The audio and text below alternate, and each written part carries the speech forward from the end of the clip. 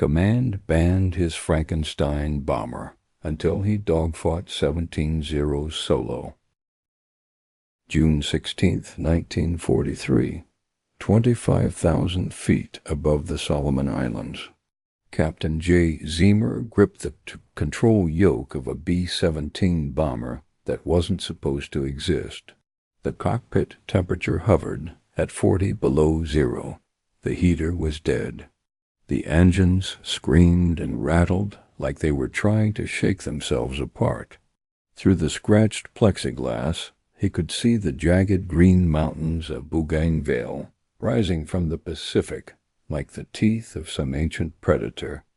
Somewhere down there, hidden in the jungle canopy, were thousands of Japanese troops and an airfield packed with Zero fighters. Zeamer knew what was coming.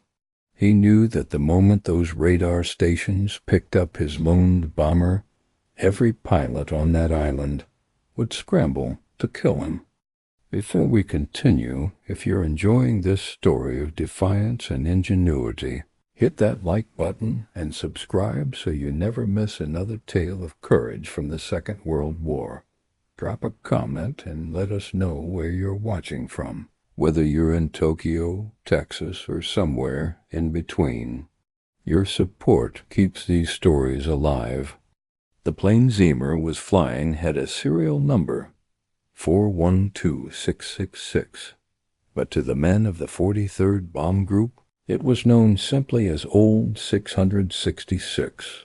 They didn't say the name with pride. They said it with dread. This bomber was a pariah, a hangar queen that sat at the end of the runway, leaking oil and gathering dust because no rational pilot wanted to fly it. It had a reputation for attracting bullets, for getting lost, for coming home with more holes than metal. In the superstitious world of combat aviation, Old 666 was cursed, and Zeamer, the misfit pilot nobody wanted, had turned it into a weapon. As the altimeter held steady and the target grew closer, Zeamer glanced at the fuel gauge. 600 miles from base. No fighter escort. No backup. If they went down, no one was coming. Then the voice of the top turret gunner crackled over the intercom. Contacts 12 o'clock high. Zeamer looked up. Against the deep blue sky, he saw them tiny glints of sunlight on metal, peeling off from their patrol altitude and diving toward him. 5, 10, 15, 17. 0 fighters against 1 battered bomber. And in that moment, Zeamer realized something the enemy didn't know yet. They weren't diving toward a victim. They were diving into a trap. Jay Zeamer was a problem pilot. In the rigid, buttoned-up world of the Army Air Forces, he was the guy who didn't fit. He slept through briefings. He wore his uniform like he'd slept in it. He didn't salute properly, and he didn't follow formation protocol. He was brilliant in the cockpit, but reckless on the ground, a wanderer who had bounced between squadrons because no commander knew what to do with him. By the time he arrived in New Guinea in early 1943, he couldn't get a crew or a plane. The other pilots didn't trust him. The brass didn't want him leading missions. So Zeamer did the only thing he could. He went to the boneyard. At the edge of the airfield, past the operational hangars and the rows of gleaming bombers, sat the rejects. Planes too damaged or too old to fly. They were waiting to be stripped for parts, their aluminum skins destined to become mess kits or tent stakes. And there, half buried in the tall grass, was Old 666. The paint was chipped. The engines were worn. The frame was bent from too many hard landings and too much combat. Maintenance officers told Zeamer he was wasting his time. They said the plane was a lemon, a mechanical nightmare that would never fly right. They told him that trying to fix it was like putting a bandage on a severed limb. But Zeamer wasn't looking for a showpiece. He was looking for a canvas. He recruited a crew of similar outcasts, men who had been passed over, left behind, or rejected by other pilots. They called themselves the Eager Beavers, a sarcastic nickname given to them by other squadrons because they kept volunteering for missions nobody else wanted. Together, they began to rebuild old 666. But Zeamer wasn't interested in restoring it to factory specifications. He was interested in solving a problem that had been killing American bomber crews since the war began. The B-17 had a fatal weakness, the nose. Standard models carried only a single light .30 caliber machine gun in the front, a pea shooter against a fighter plane diving in at 300 miles per hour. Japanese and German pilots knew this. They knew that if you attacked a B-17 head-on, the American gunners couldn't stop you. Zeamer decided to close that gap, and he didn't ask for permission. He scavenged heavy .50 caliber machine guns from wrecked P-38 fighters and crashed bombers.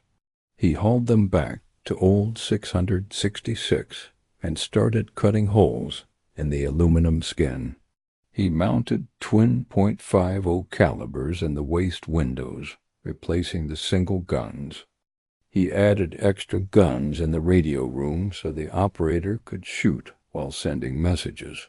He crammed so much weaponry into the airframe that the plane settled lower on its landing gear. But his masterpiece was the nose.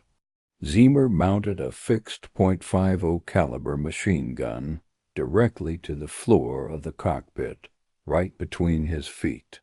He rigged a cable from the gun to a button on his control yoke. He sighted it by painting a black crosshair on the windshield. This was insane. It turned a 4-engine bomber into a massive, lumbering fighter plane. It meant Zeamer didn't just have to fly the aircraft, he had to aim it. If he wanted to shoot a zero, he had to physically turn the entire 20-ton bomber to line up the crosshairs. The engineers looked at the setup and told him it would never work. They said the recoil would shake the instruments apart. They said the weight would make the plane unflyable. They called it a Frankenstein experiment that violated every safety regulation in the manual. Command hated it. They told Zeamer he was crazy, that adding all that weight would make the plane too slow to keep up with formation. Zeamer told them he didn't plan on flying in formation. He planned on flying alone. By the time he was done, old 666 carried 19 machine guns. It was the most heavily armed bomber in the Pacific Theater, and on this freezing morning in June, all 19 of those guns were about to be tested. The mission was a mapping run over Bougainville, the most heavily defended Japanese stronghold in the Solomons. Headquarters needed high-resolution photographs of the enemy airfields to plan the upcoming invasion. To get those photos, Zeamer had to fly straight and level for 20 minutes. He couldn't dodge flak. He couldn't evade fighters. He had to be a sitting duck. Zeamer knew the Zeros would come. The Japanese defenders on Bougainville were elite pilots flying the latest model Zeros, painted in dark green camouflage. They were aggressive, skilled, and hungry. They treated lone reconnaissance planes like target practice. When the swarm of 17 fighters appeared at 12 o'clock high, they followed the standard playbook. They split into groups and lined up for a frontal assault. They expected to see the single pathetic .30 caliber gun poking out. They expected the American pilot to panic and turn away, exposing the belly of the plane to their cannons. But as the lead Zero dove, the pilot must have realized something was wrong. The B-17 wasn't turning. It wasn't running. It was turning toward him. Zeamer shoved the throttles forward, bringing the old engines to a scream. He pushed the control yoke forward, dipping the nose to bring his black crosshair onto the diving fighter. In the nose compartment, Second Lieutenant Joe Cernowski was waiting. He was crouched behind his twin .50 calibers, thumbs resting on the butterfly triggers. He watched the Zero get bigger in the glass. He could see the muzzle flashes from the Japanese plane's wings. 20-millimeter cannon shells zipped past the bomber, exploding in the air behind them with puffs of black smoke. Cernowski held his fire. He waited until the Zero was so close he could see the pilot's head. He waited until the enemy plane filled the entire windshield. Then the porcupine snapped its quills. Zeamer pressed the button on his yoke. The fixed gun between his feet roared. Cernowski squeezed his triggers. The twin guns in the nose erupted. 3 streams of heavy armor-piercing incendiary bullets converged on the lead Zero. The effect was catastrophic. The Japanese plane didn't just take damage, it evaporated. The heavy .50 caliber rounds smashed into the engine block and the cockpit. The Zero exploded in a ball of orange fire and debris. It happened so fast, the pilot didn't even have time to eject. 1 second he was attacking. The next he was a cloud of scrap metal raining down on the ocean. The other Zeros in the formation were stunned. They had never seen a bomber fight like this. They had walked into a buzzsaw, but they were professionals. They didn't break off. They adjusted. They realized the easy kill was actually a flying battleship, and they decided to overwhelm it with sheer numbers. The swarm broke formation and attacked from all sides. 4 Zeros dove from the front. 2 came in from the sides. Another group circled around to attack the tail. The sky turned into a chaotic swirl of tracers and smoke. Inside the cockpit, the noise was deafening. The sound of 19 machine guns firing at once shook the airframe. The smell of cordite and burning oil filled the cabin. Zeamer was wrestling with the controls, trying to keep the plane steady for the cameras while simultaneously fighting a dogfight. He kicked the rudder pedals, skidding the heavy bomber sideways to throw off the aim of the Japanese gunners. But the Zeros were good. A 20-millimeter cannon shell smashed through the plexiglass nose. It exploded inside the compartment, spraying shrapnel everywhere. The blast knocked Joe Cernowski backward. He was hit in the stomach and the neck. He collapsed onto the floor, blood pouring over his flight suit. In the cockpit, Zeamer felt a sledgehammer blow to his body. A bullet had punched through the fuselage and shattered his left leg. Another bullet tore through his wrist. The instrument panel shattered, spraying glass into his face. The rudder pedals were slick with hydraulic fluid and blood. The plane lurched. The oxygen system was hit. The hydraulic lines were cut. Old 666 was dying. Zeamer looked down at his leg. It was a ruin. The pain was blinding, a white-hot spike that threatened to make him black out. He looked at the airspeed indicator. It was fluctuating wildly. He looked at the altimeter. They were losing height. In the nose, Cernowski was bleeding to death. The other crew members tried to drag him back to the radio room to treat his wounds, but Cernowski pushed them away. He looked out the shattered nose window and saw a Zero lining up for another pass. The Japanese pilot thought the nose guns were silenced. He was coming in for the kill. Cernowski crawled back to his guns. He grabbed the handles with his blood-slicked hands. He couldn't stand up, so he pulled himself up by the gun mount. He spat blood onto the floor and lined up the sights. The Zero came in fast, firing its cannons. Sarnowski didn't flinch. He held the trigger down. The twin 50s roared again. The tracers lashed out and caught the Zero in the wing root. The wings snapped off and the fighter spun violently, out of control, crashing into the sea below. Sarnowski collapsed again. He had nothing left, but he had bought them time. Zeamer fought the darkness closing in on his vision. He grabbed the control yoke with his good hand. He realized the fight wasn't over. They had shot down 2 planes, but there were still 15 left. And now the Frankenstein bomber was bleeding. The control cables were damaged. The flaps were shot out. The interphone was dead. The Japanese pilots, enraged by the loss of their comrades, were forming up for a coordinated attack. They were going to hit old 666 from every angle at once. They knew the bomber was wounded. They could see the smoke trailing from the engines. They could see the holes in the fuselage. They were circling like sharks, sensing blood in the water. Zeamer looked at his watch.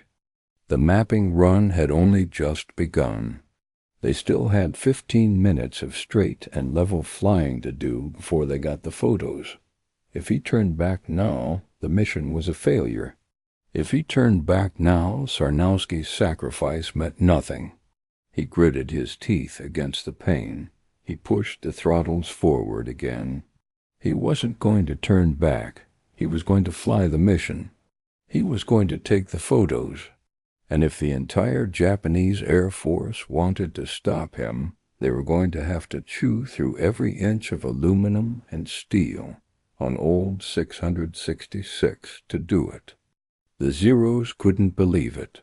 The bomber was full of holes. It was trailing smoke. The pilot was bleeding to death. And yet it just kept flying straight. They threw everything they had at it. They attacked from above, from below, from the sides. But old 666 refused to die. The Junyard bomber, the plane built from scraps, was taking a beating that would have disintegrated a factory-new plane. The armor plate Zeamer had scavenged stopped the bullets. The extra guns kept the fighters at bay, and the pilot simply refused to quit. In the back of the plane, the rest of the eager beavers were fighting for their lives. The waist gunners were slipping on spent brass casings that littered the floor. The barrels of their .50 caliber machine guns were glowing cherry red from the heat. They weren't firing short, controlled bursts anymore. They were holding the triggers down, spraying a wall of lead at anything that moved. One Zero took a hit to the fuel tank and exploded. Another lost its tail and spiraled into the clouds. But the swarm was too big. For every plane they shot down, 2 more took its place. The attacks came in waves, like a pack of wolves tearing at a wounded buffalo. A cannon shell hit the wing, punching a hole the size of a dinner plate. Another hit the vertical stabilizer, shredding the rudder cables. The plane shook violently. Zeamer's world had shrunk to a tunnel. He could barely see. The lack of oxygen made everything look gray and fuzzy. His brain felt slow, like he was thinking through a layer of cotton. But he kept his hands on the yoke. He kept the wings level. He kept flying. Finally, the film counter clicked to 0. The photos were taken. The job was done. Zeamer didn't celebrate. He didn't have the energy. He just let out a breath he felt like he'd been holding for an hour. He pushed the yoke forward. Old 666 tipped its nose down and began to dive. They fell out of the sky like a stone. The air got thicker. The temperature rose. The Zeros followed them down for a few thousand feet, firing a few parting shots, but they were low on fuel and ammunition. They couldn't chase the bomber all the way to New Guinea. They peeled off, turning back toward Bougainville, leaving the smoking ruin of the B-17 alone over the ocean. The silence that followed was shocking. 1 minute, the world was full of roaring engines and machine gun fire. The next, it was just the drone of the bomber's own propellers and the rushing wind. Zeamer leveled the plane out at 5,000 feet. He tried to take stock of the situation. It was bad. The hydraulic system was gone, which meant the brakes and flaps wouldn't work. The oxygen system was destroyed. The radio was shot to pieces. The compass was broken, and he was losing blood fast. He called out to the crew over the damaged intercom. "Is anyone alive back there?" One by one, the voices came back. They were hurt. The top turret gunner had a bullet in his leg. The radio operator was wounded, but they were alive. They had survived the swarm. They had shot down 5 Zeros, a record for a single bomber in a single mission. But they weren't home yet. They were 600 miles from base. That's a 4-hour flight in a damaged bomber. Zeamer had to stay awake for 4 hours. He had to keep his hands on the yoke and his feet on the pedals while his body screamed for him to close his eyes. He focused on the horizon. He picked a cloud and flew toward it. Then he picked another. He played mind games with himself to stay conscious. He thought about the beer back at the base. He thought about the experts who said the plane wouldn't fly. He thought about Joe Sarnowski lying silent in the nose. Hour after hour, the broken plane limped south. The engine started to overheat. The oil pressure dropped. Old 666 was holding together by habit more than mechanics. It was a ghost ship flying on stubbornness alone. Finally, the coast of New Guinea appeared on the horizon. It was a smudge of green against the blue water. It was the most beautiful thing Zeamer had ever seen. But seeing the land was one thing. Landing on it was another. Zeamer knew he couldn't use the brakes.